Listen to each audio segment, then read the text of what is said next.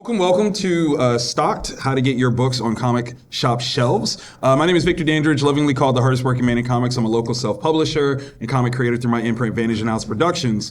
But before I introduce this wonderful, prestigious group of panelists up here, we have some things that we want to say, some sponsorship things that we got to get across. So Cartoon Crossroads Columbus acknowledges that the ancient ancestors of the Eastern Woodlands tribes, now referred to as the Adena and Hopewell cultures, inhabited the land we know as Ohio. Their descendants include the living nations of the Shawnee, Miami, Wyandotte, Delaware, and Seneca, Cayuga. We honor and respect their diverse indigenous peoples connected to this place where we gather.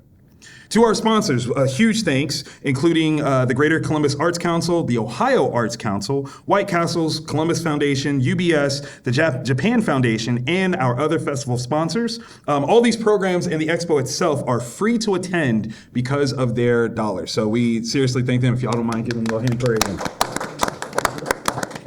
Super appreciate that because they do make things go round. Once again, I'm Victor Dandridge, again, lovingly called the hardest working man in comics. And joining us are three shop owners here in Central Ohio. And I think that unto itself is amazing that we are a big enough metropolis to have a multitude of specialty comic retail shops. And I'm just going to ask you guys to run down the line and introduce yourself and the shop that you're representing. Alan, starting with you, if you don't mind. I'm Allen Harrington, representing Krazzy Comics. We are located in Gahanna. We've been around, like I said, it'll be 5 years in October, so we're the baby on the block. Hey, nothing wrong with that. Nothing wrong with that. It's good to have new kids. Good to have new kids. Good to have new kids. Gib? I'm Gib Bickel. I represent the Laughing Ogre. 29 years in Clintonville. Big shout out. Big shout out. I'm a big cat daddy turn. Now, he mentioned owners. I'm actually the manager of World's Greatest Comics. Jeff couldn't be here today. Ironically enough, Jeff was my customer when I owned a shop some years ago, and I got out of the biz. And I was out of the biz taking care of my daughter with special needs for a while, and things calmed down. He asked me to help him out 13 years ago, and I guess it's like the mob. You never ever really get out. Can't get out. So I want you to sell funny books on this my daughter's birthday or something. So 13 years at World's Greatest Comics now, and I also self-publish myself.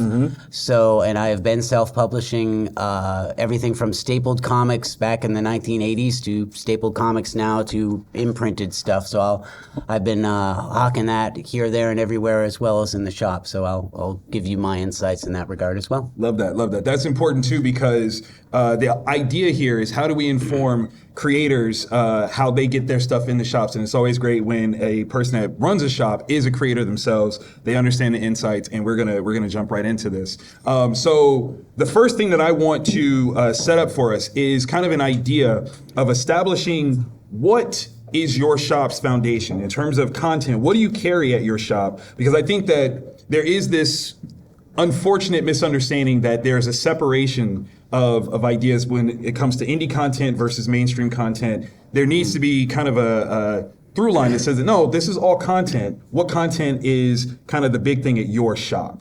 And I'm gonna switch things up. Keith, if you don't mind starting from your end, at World's Greatest, what is some of the key content that you guys carry at your store? Well, our main focus point is we have new stuff, but we have the largest back issue selection. Jeff ran trade shows for years, and so that's like one of the big things. But in regards to new books, floppies, whatever you want to call them these days, there is mostly a mainstream establishment. We are in Westerville suburbs.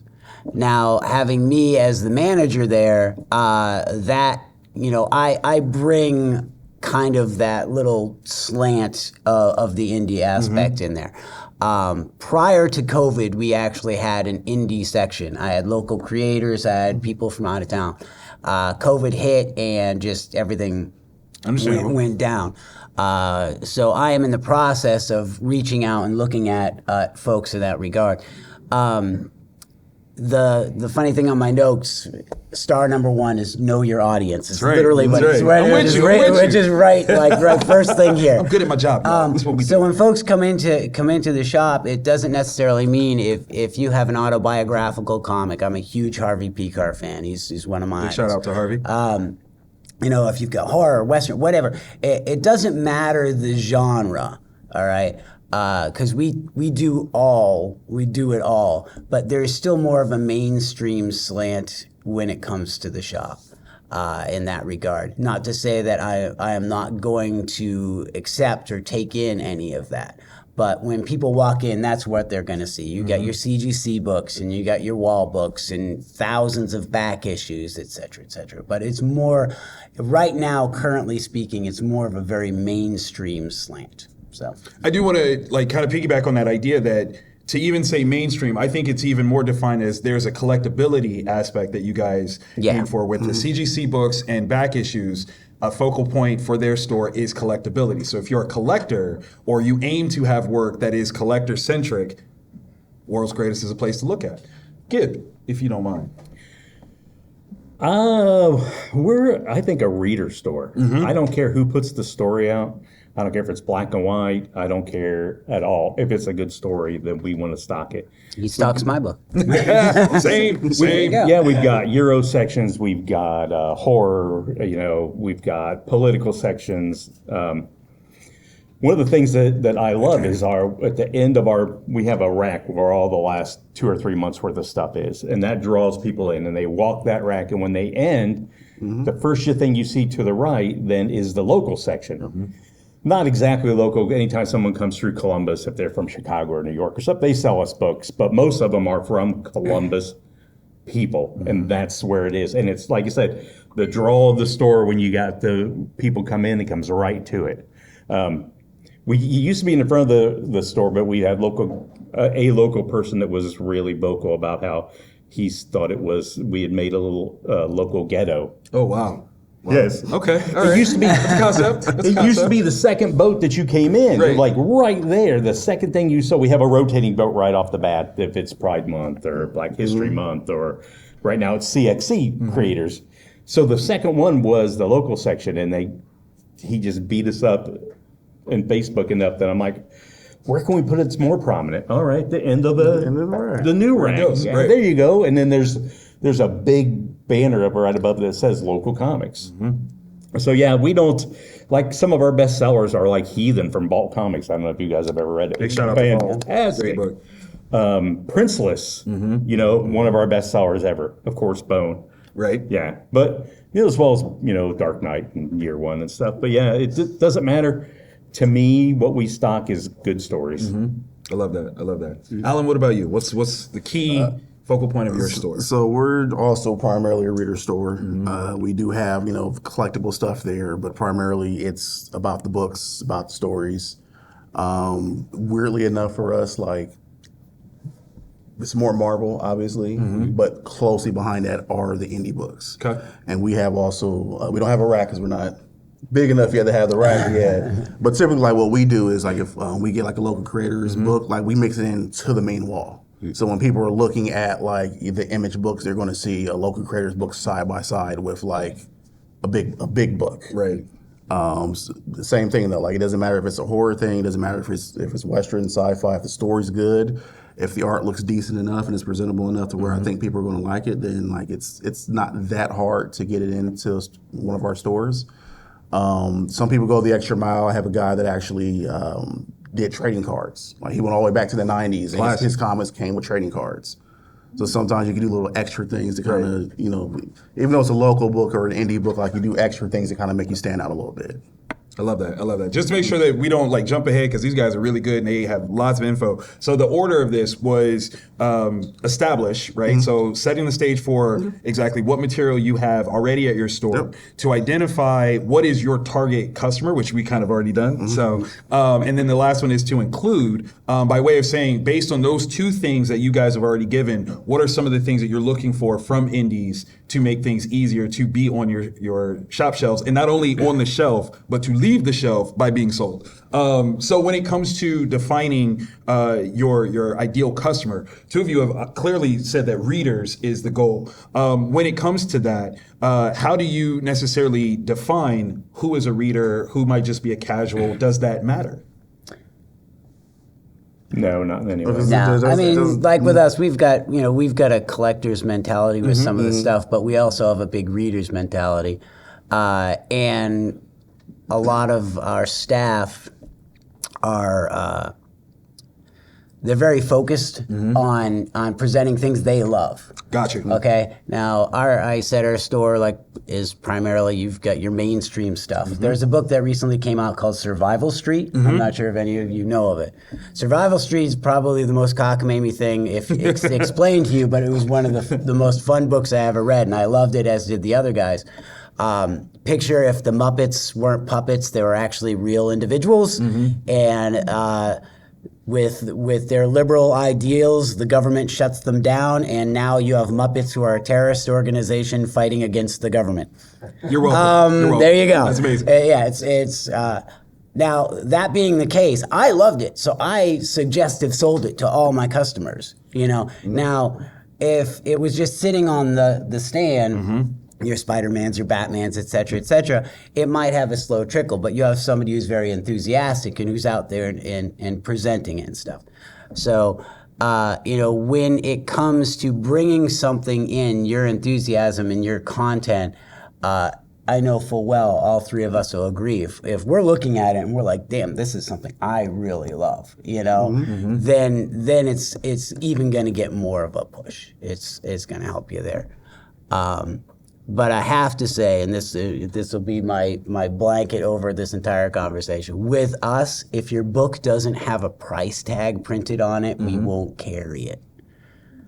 All right? More than fair. Now, back in the day, Freak Brothers printed and reprinted their books.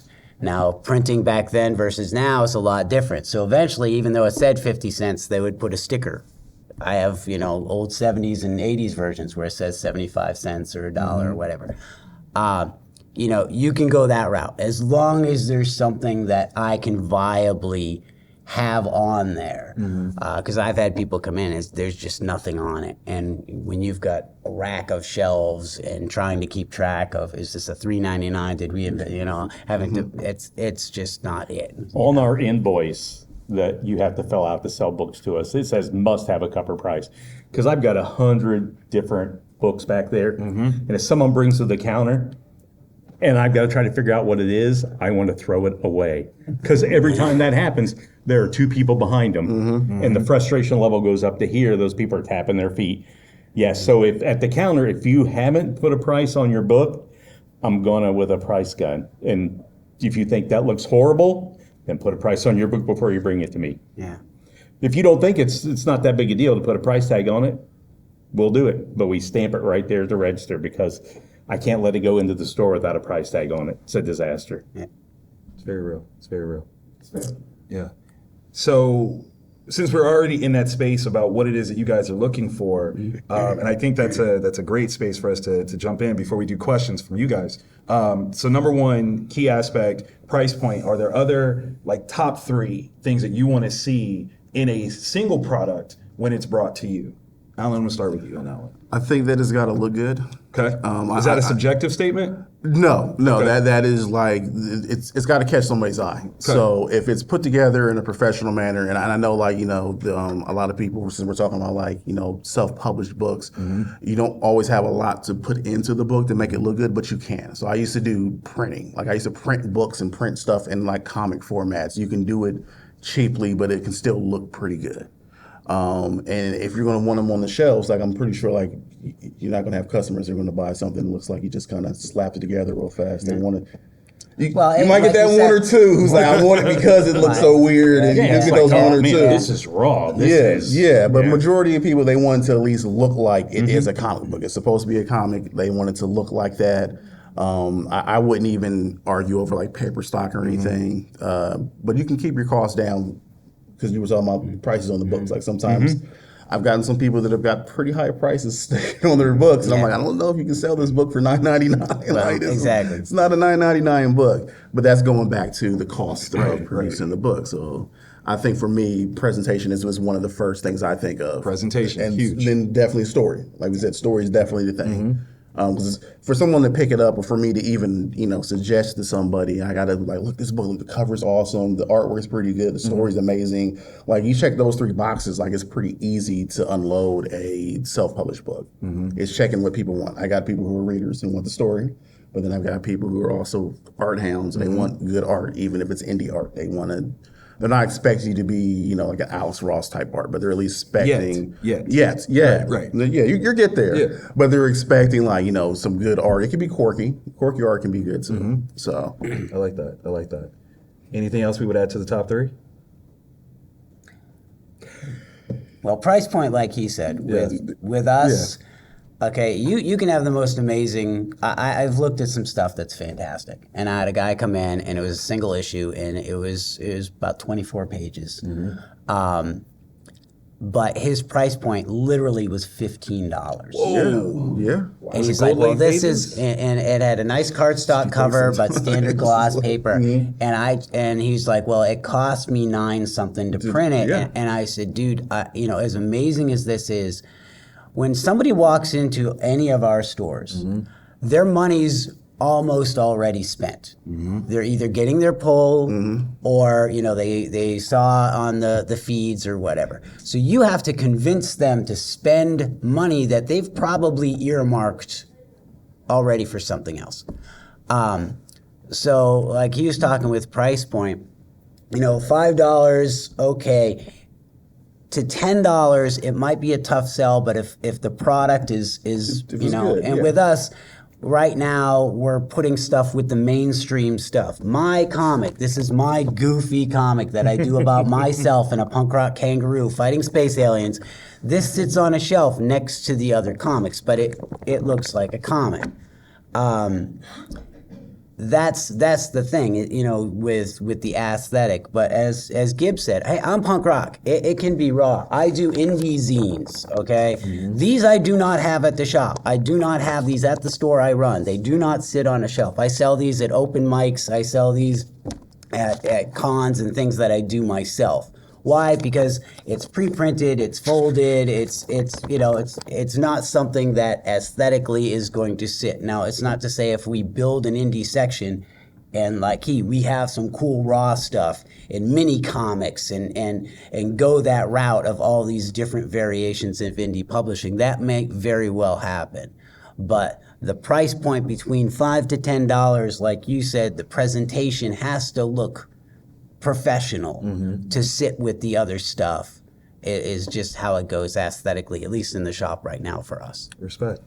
When you've got the section for local comics, you can sell a wide variety. We sell $15, basically almost magazine size staple them. Sometimes people buy them. We have people, because of that section, looking for.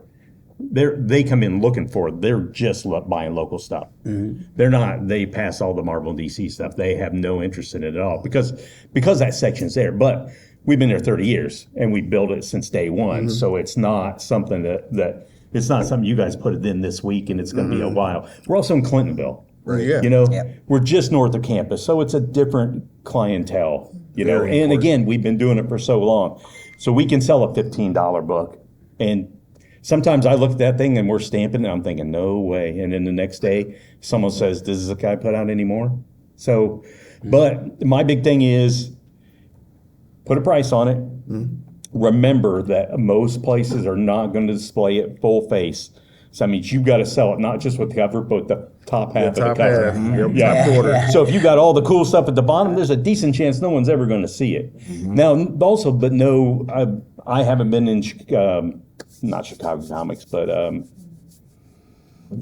Eric's other Quimby's. Yes, thank you. I haven't been in Quimby's, so they might actually have full face on all that stuff. In which case, know where you're going to sell it. You know, if you're selling it in the Ogre, most of it's going to be waterfall racks. So you got to sell with that top half, top third. Same thing for us. It's gonna be waterfall more than likely. So Yeah. that top third. So but believe me, learn that lesson now because a lot of the regular publishers have not long learned the lesson. Very true. title at the very bottom. On the local section, it's not as important, but you're going to, if you put it out as comic book size, you're going to sell more. We sell a lot of the mini size, and we sell some of the larger size. But if you're looking if sales is your thing, make it so that you're not precluding people from your size. There are a lot of people who will never buy at this size or at this size. There are people that will buy it in any size, but if you make it other than comic size, you're precluding some of the honest. They don't care. They will never look at Some it. of them are thinking about bagging and boarding. Yeah. Right. Not as many people as, the bigger publishers, but you have more flexibility if there's a local section than if you're a small publisher. You guys have kind of touched on a topic that I think is super important, which is the economics of it. So in addition to the price point that you establish for your work, there has to be a price point that is applicable and acceptable for you guys as retailers. And I think the first thing to define in that regard is, how many of you outright buy books versus consignment? We buy them. We buy. them. Okay. The consignments can be a headache. I get that. I get that. But there's a lot Gotta of set it, there's a lot of sometimes places easier. you're going to come to that are consignment. It's too much record keeping for me. I can't keep track of I it. get that. Yeah. And that's kind of also why we don't do it. Like, so But there normally are it's other just stores that will insist on consignment. I don't know who in town does what, but that also means that we're buying at 50% of cover price. Right. That's what we buy at. So you want to make sure that you're making money at 50% of cover price. We want to make sure that you know that. Right. Before you go. Because again, when you are creating a book, the price point that you want to sell it at is not the price that you can sell to them. Because otherwise they don't make any money, so there is no real impetus for them to put it on their shelves. They have a business to run, and that's important. If you guys are open to it, I'd like to see what kind of questions we got from the audience right on. before we keep moving. Yes, in the back. Some details on putting a price tag on it. I assume you mean printed on the cover, not a sticker that you put on. Your call. Yeah. I mean, if you can get stickers that peel off, with a little bit of effort, or if you don't have a problem with us actually putting a sticker on it, there you go. Okay. Yeah. The other question is, where should the price be? On the top, on the front, or down by the UPC box on the back? That's a great question. Where on the cover should the price be? Doesn't matter to me when we price them. I put the sticker on the back, so it's not as obstructive as it. To us, it's all about getting to the counter, knowing how much it is.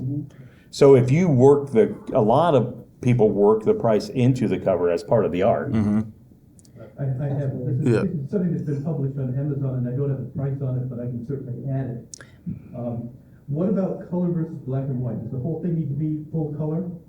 No. No. With the local section, no. No. It doesn't matter at all, I don't think. No limitations in terms of that. I think sometimes for local books, black and white actually helps a little bit better. Okay. Excellent. Because they might be a good artist, but they're not good at color. And so they're the wrong colors are used, so the art doesn't look as good, and it'll look better black and white. So To the price point piece, is there a necessity for a ISBN number or a serial code for you guys? Do you need that? Not currently. No, we don't do any of that. Okay. I mean, It's handy. Right. Yeah, it is. Right. Like my store, we can scan it. Like I Right. can put it into the system, but it's not But necessary. that's not a barrier Yeah. of entry. Yeah. So For the most part, ISBN you're going to use when you're doing inventory control, Right. like for reorders, and we're not going to. Yeah. I've got Necessarily do it 100 that way. different.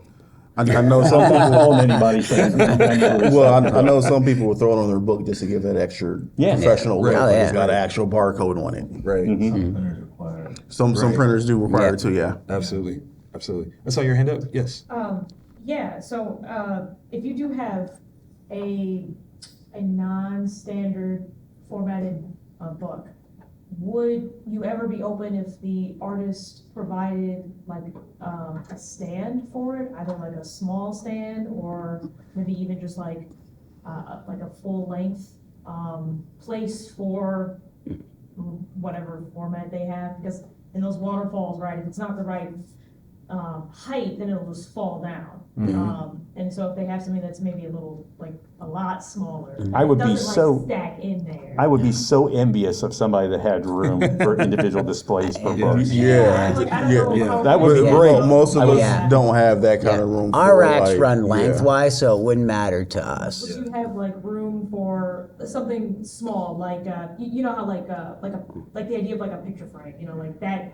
I understand small- exactly what Yeah, you're saying. yeah, I yeah, don't. you're Yeah. Even that is I- like yeah. too much real estate. I've been so looking forward to CXC coming so I can get those cards off my counter. I have so little counter. Yeah. The I just cards on don't- the counter starting to stack. Yeah, we just don't have room. Yeah. If your book blew me away and I was going to recommend it to every single person that I saw, I would find a space for it. But for the most part, that's got to be a damn good book. Well, I want to piggyback off of that because if we're buying your book, like we're not just, we want to sell your book. So we're not going to put it somewhere where no one's going to see it. So we're going to try to find some way, even if the format is a little weird, we're going to try to find some way to get eyes on it so that it can move. We have a black rack above the waterfalls for the books that are just too short. So we'll find a place where you can see the cover, but as far as an individual placement, yeah, there's just not much room in comic stores. Most stores do not have. We're always fighting for room. Exactly. Yes, sir. They lead into each other. Okay. So, come into your store. What's the pitch? How do I get you guys to say, I want to check that book out? Not only that you want to say, oh, I think my audience would like this, but no, like you to actually read the book, to be one of those advocates to say, no, I just read this book is good. You're doing a pitch. That's exactly what you're doing. Like, hey, I've got this awesome book. Here's the story. Let us know what it is before we get into it. Give us a copy of the book while you're pitching it to us. Let us flip through it and look through it. And, if there's a page or a panel you think really stands out, like, turn to this page. Just that right there. Like, sell us on your book. And second thing, are you more invested to buy somebody's book if it's a one shot, or if they already have a guarantee of saying, we have 3, we have 4, we have 5, 6 copies, issues already done of this book? Doesn't matter to me. I don't think it matters. I can't speak for you guys. But what I think will happen is, let's say you come into the store and you've got 12 copies of your book, right? You've got the first 3 issues. So you've got, X amount of copies, issue 1, 2, and 3. You might sell a little less to us because now we got to break that payment off. Like, I would want to go ahead and get 3 because I've got people, if they're interested, they're going to get all 3 issues, as opposed to I could probably spend more money and just get the 1 issue from you. So, I mean, technically it doesn't matter. I mean, they're both good ways to go. Like, if you come in with a book that has more than 1 issue, that's fine. But just know that you might sell a little less than if you just had more of the 1 issue. Yeah, the bane of indie stuff Yeah. I've found since doing stuff in the 80s. Preach it. Great. Somebody puts out a great book, and then after that, it goes nowhere. Maybe the creator finds something else is shiny over here, or goes through a new series, trauma or or a new- something, or yeah. whatever, okay? And so the reader is left hanging. So if you're coming to me and you're showing that you actually have a vested interest, if it's an ongoing, okay, then that gives you a lot more support right from the get-go. I can honestly say in that regard. In regards to coming and pitching your book with us, what works is a cold walk-in is always tough. You're because the business That's owners, what it everybody's normally is. busy, okay? But, And this is what's worked for me, and what has worked for some other people actually, is do a cold call, introduce yourself right quick, and just say, hey, my name is so and so. Would it be okay if I emailed you? Some pages and basically a promo pitch of your stuff.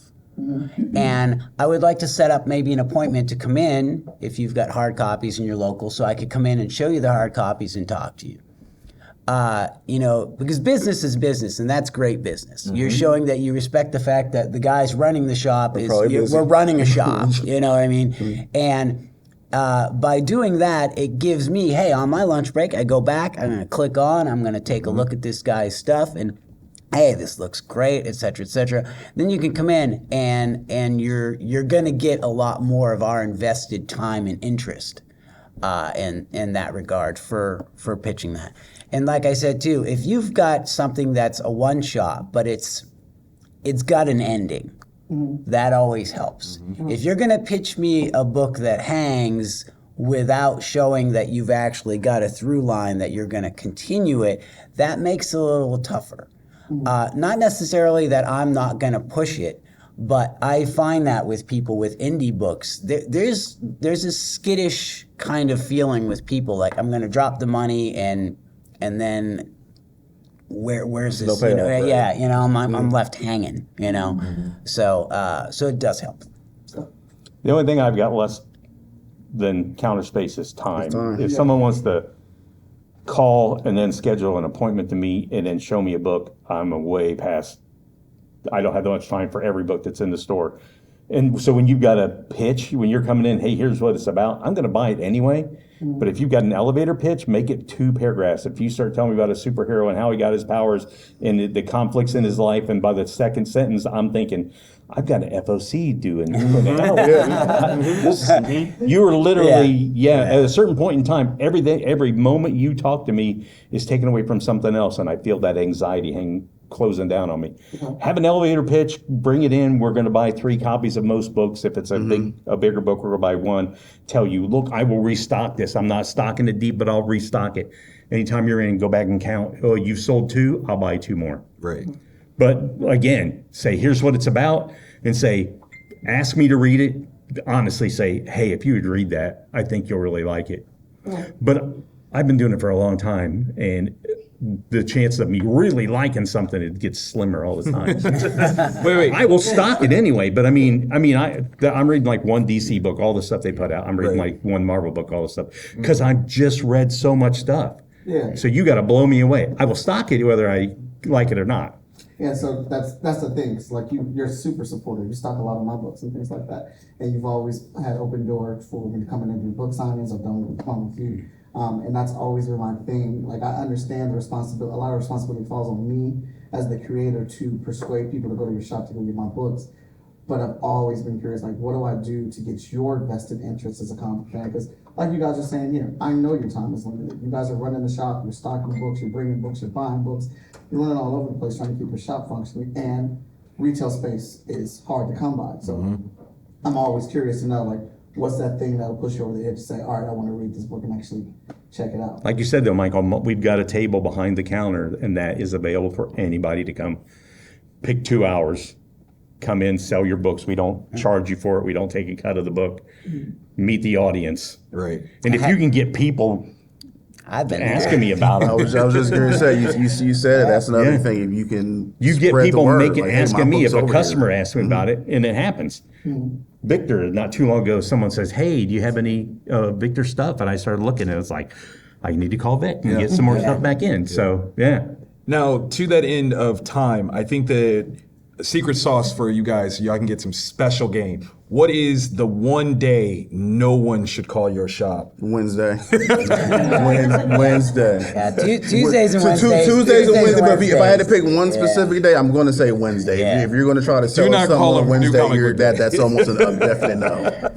I love when people cold call, like, hey, we're with a credit card processing service. And like, you called the comic shop on a Tuesday. You obviously don't know you. So shut up, click, I'm to the point now where I know what it is. I'm like, this is about credit card processing. Oh, it is. Goodbye.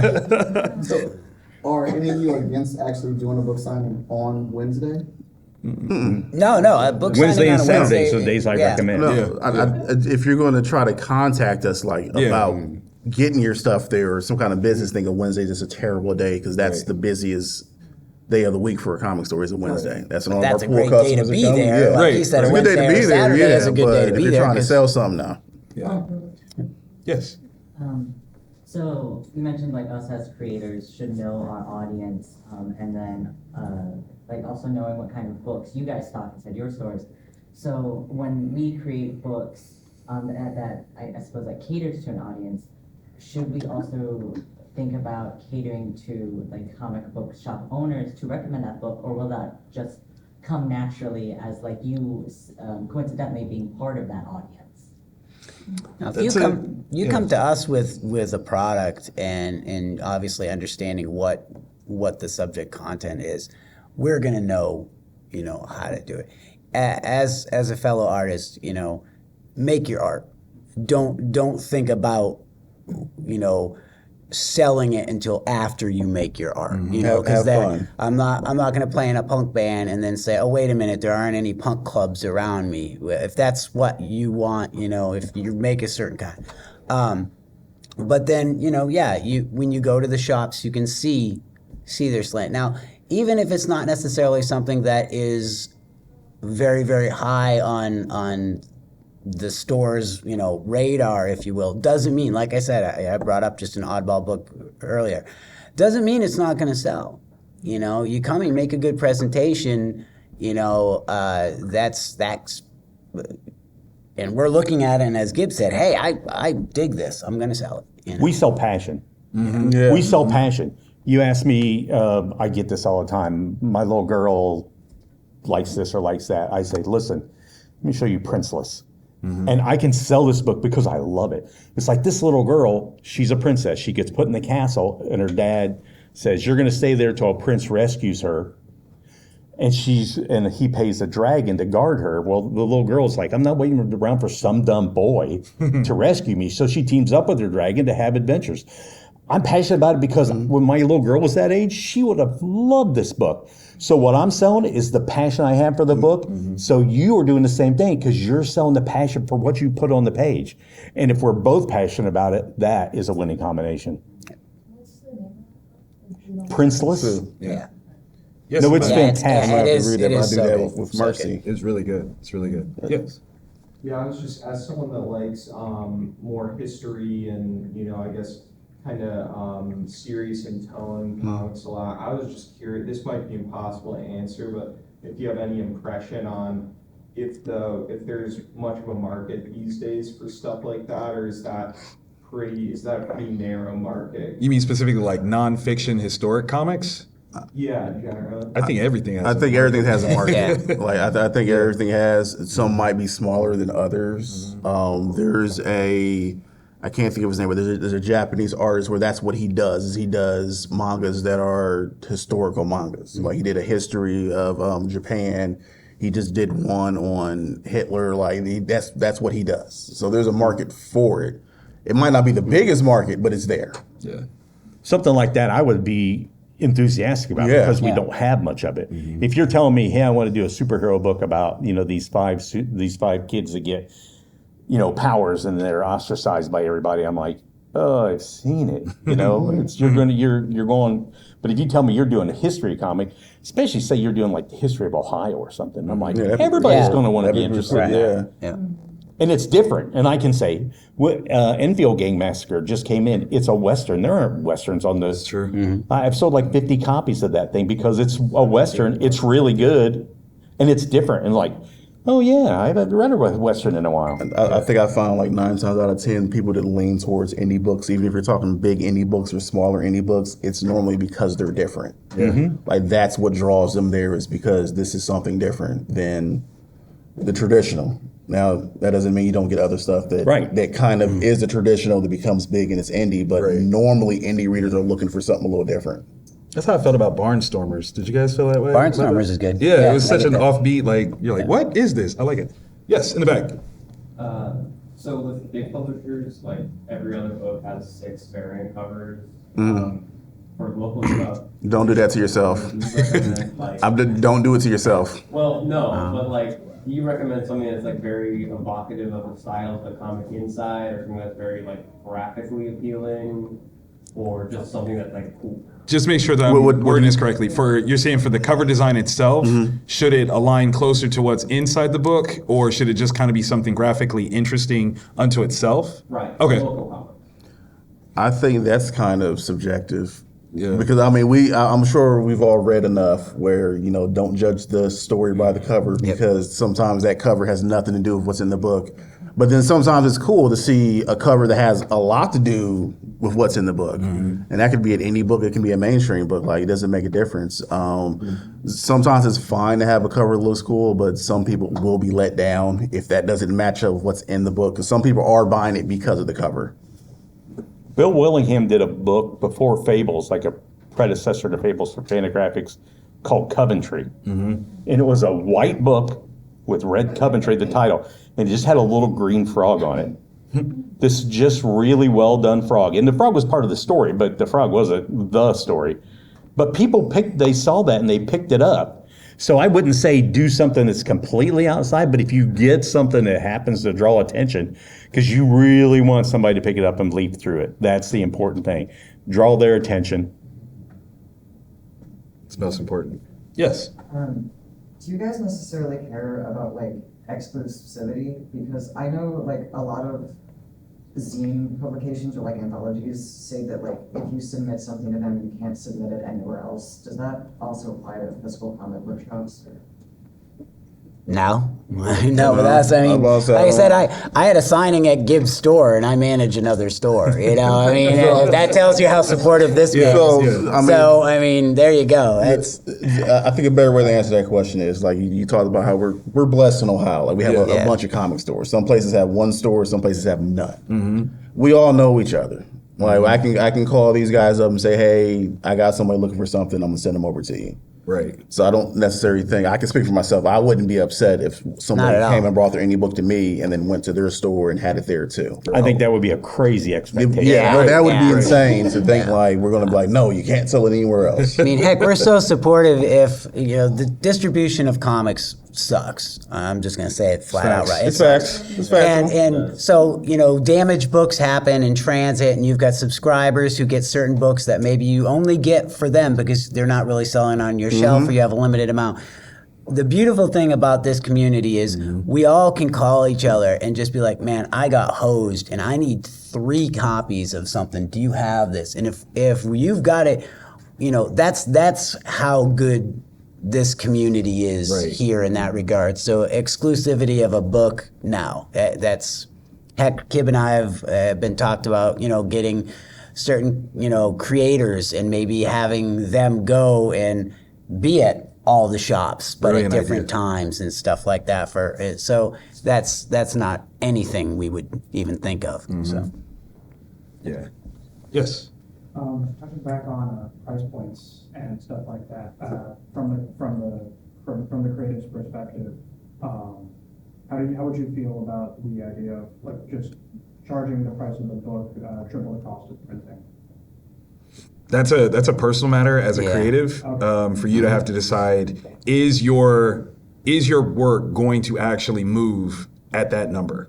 And obviously, depending on where you get your stuff printed, that can change and fluctuate. I will say that brings an interesting question that could be a matter of format. If there were different price-pointed versions of a single issue, would that be something that would appeal to you, where there is a VIP version that has, you know, something extra to it, that you know, kind of has a higher price point, but is technically the same product, just different things added to it. Maybe there's a director's cut or something like that. Yeah, as long as there's the price is there. Right. You know, that's you know, with my zine as a kooky thing that I do is it's the size of a 45. I buy cheap 45s, and on sticky paper, instead of RPM, it's LPM, laughs per minute.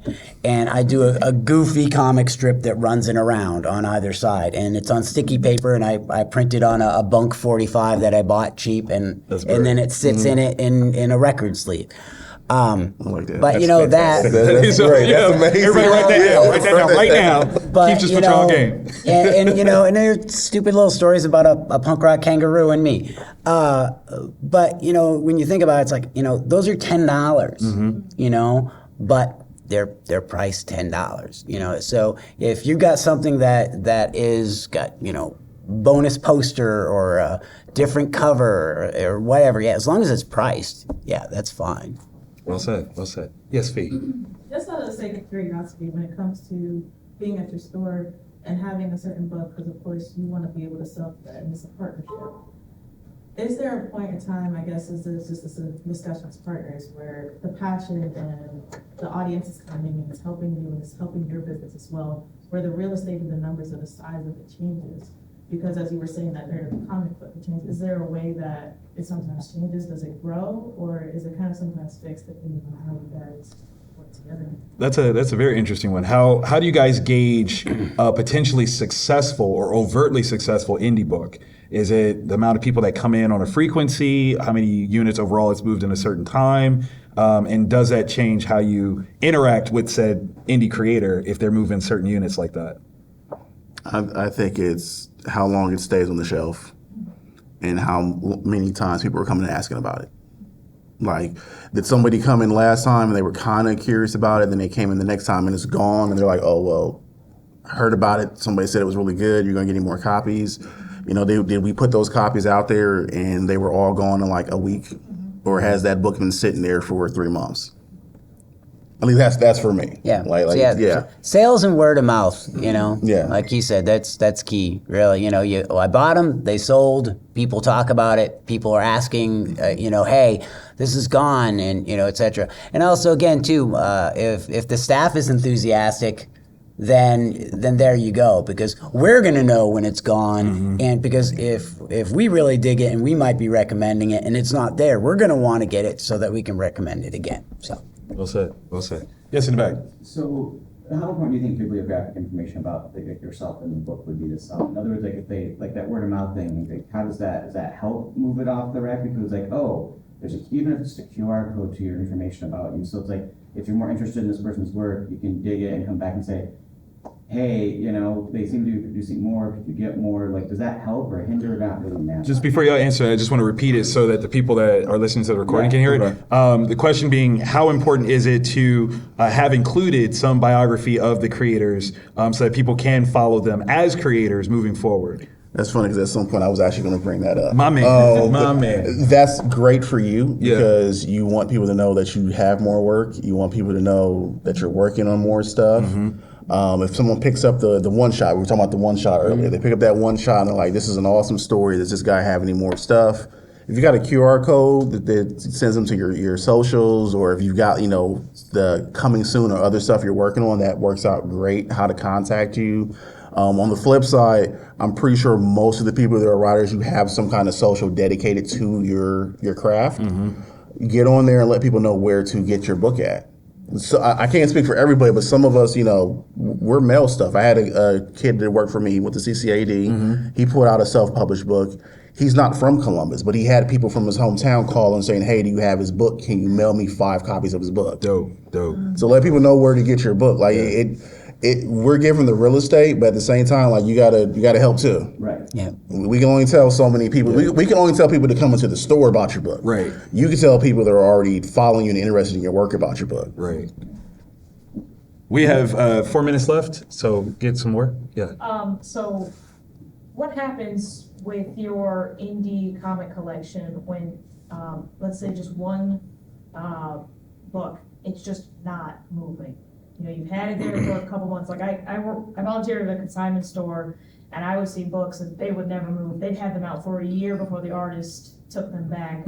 So what do you do in that case? I mean, because, you know, real estate is very prime for you guys. With us, I mean, well, as we said, we buy them outright. All right. You know, if I bought your book and it sat for X amount of time, et cetera, and it just hasn't sold, it's gone through the sell through, and I've talked to you, and you've got some other things, et cetera. I mean, we have we put together packs of indie books, and it's a blind buy, and they're all number ones, and you get them at a discount. There's 15 indie books for $10, and there's modern stuff to older stuff because we're always buying collections. So we always say going down the rabbit hole. So you open this up, you're going to read something new. Who knows? Maybe you're going to start chasing it. 9 times out of 10 with us, because of that fact, it'll either wind up in that, or if you have subsequent issues following it and we're still carrying your books, you'll go into back issues. We have an indie back issue section. It'll get bagged and boarded, and it will get put, you know, in there. So it all really depends on that aspect. Well said. Yes. Are you open to carrying non-explicit LGBT work?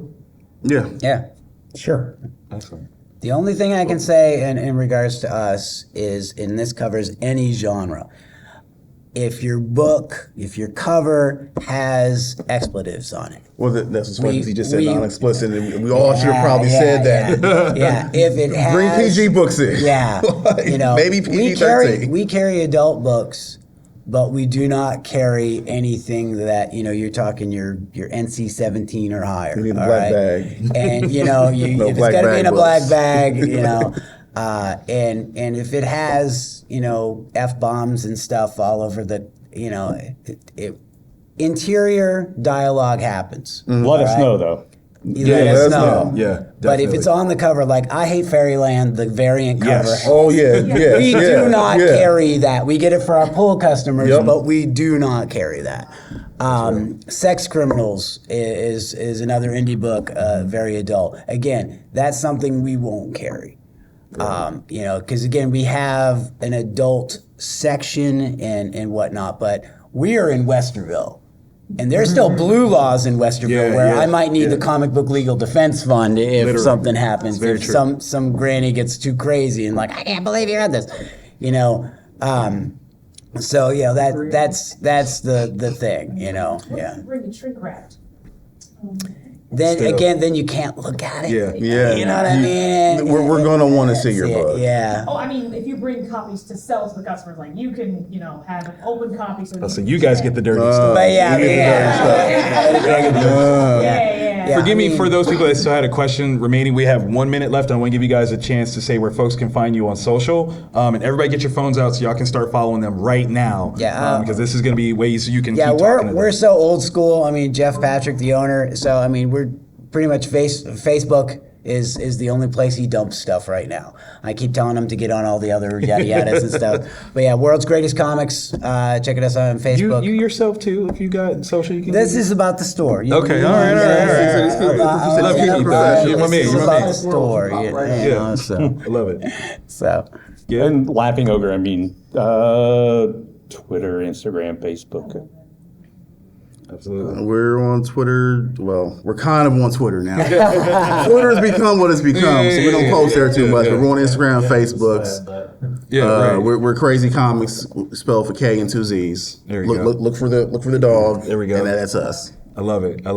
One more time, give a round of applause to these guys. Thank them so very much. Big shout out to CXC for bringing us all together.